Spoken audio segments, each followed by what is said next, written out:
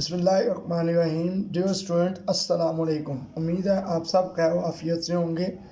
اللہ تعالیٰ آپ سب کو اپنی حفظ و امان میں رکھے۔ ڈیئر اسٹوڈنٹس، آج ہم 7th کلاس کی تاریخ کے متعلق جو ہے نا لیسن نمبر 1 چیپٹر نمبر 1 سے آغاز کریں گے۔ آج کا ہمارا ٹاپک جنگ کنواہا ہے، جو آپ کی بک کے پیج نمبر 7 پہ جس سے آغاز ہوتا ہے۔ پیج نمبر 7 کھول لیں۔ جنگ کنواہا 1527 عیسوی میں بابر اور رانا سانگا کے درمیان ہوئی۔ بابر کو ہندوستان پر حملہ کرنے کی دعوت دینے والوں میں میواڑ یعنی راجستھان کا حکمران رانا سانگا بھی شامل تھا۔ میواڑ راجستھان کا دوسرا نام ہے۔ رانا سانگا کا خیال تھا کہ بابر اپنے جد امجد امیر تیمور کی طرح لوٹ مار کر کے واپس چلا جائے گا۔ اس کے جانے کے بعد جو بحران پیدا ہوگا، اس سے فائدہ اٹھا کر وہ ایک راجپوت ریاست قائم کرنے میں کامیاب ہو جائے گا۔ بابر کے ہندوستان میں مستقل قیام کرنے کے فیصلے سے رانا سانگا کو اپنے عزائم پورے ہوتے ہوئے نظر نہ آئے تو اس نے بابر کو ہندوستان سے نکالنے کا فیصلہ کر لیا۔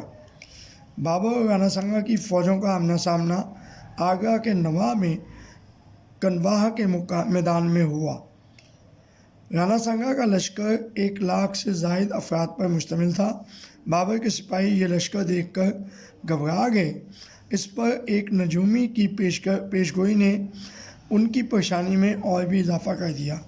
اس نجومی کا کہنا تھا کہ اس جنگ میں ستارے بابر کے حق میں نہیں۔ بابر کے سپاہی تو بالکل ہی دل چھوڑ کر بیٹھ گئے۔ بابر نے اس صورتحال میں سپاہیوں میں جذبے کو ابھارنے کے لیے ایک پرجوش تقریر کی، جس سے اس کی فوج میں ایک نئی لہر دوڑ گئی۔ بابر نے اپنی فوج کو جمع کر کے یہ تقریر کی، کیا تم نہیں جانتے کہ ہمارے وطن اور اس ملک کے مابین مہینوں کی مسافت حائل ہے؟ اگر ہم ہار گئے، ہمیں اللہ تعالیٰ اس ذلت اور اس وقت سے بچائے تو ہمارا حشر کیا ہوگا؟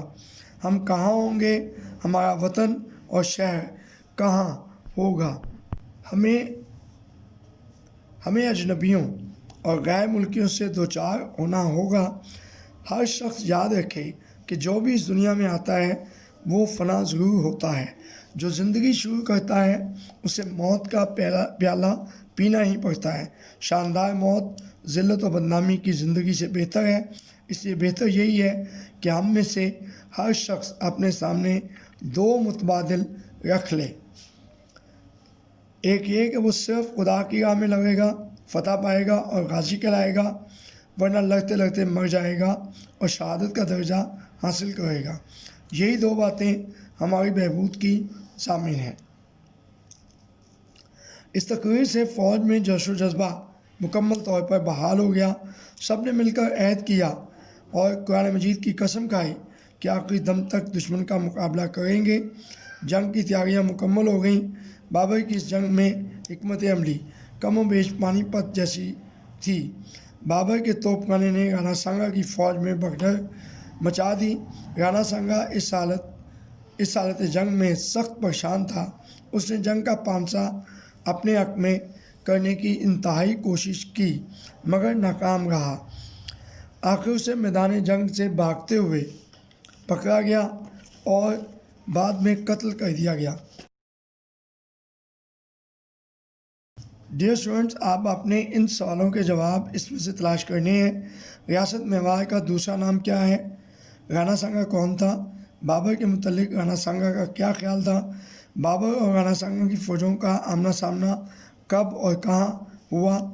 رانا سانگا کی فوج کی تعداد کتنی تھی؟ نجومی نے اس جنگ میں کیا پیشگوئی کی؟ بابر نے فوج کو جمع کر کے کیا تقریر کی؟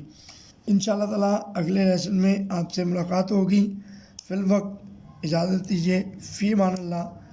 اللہ حافظ۔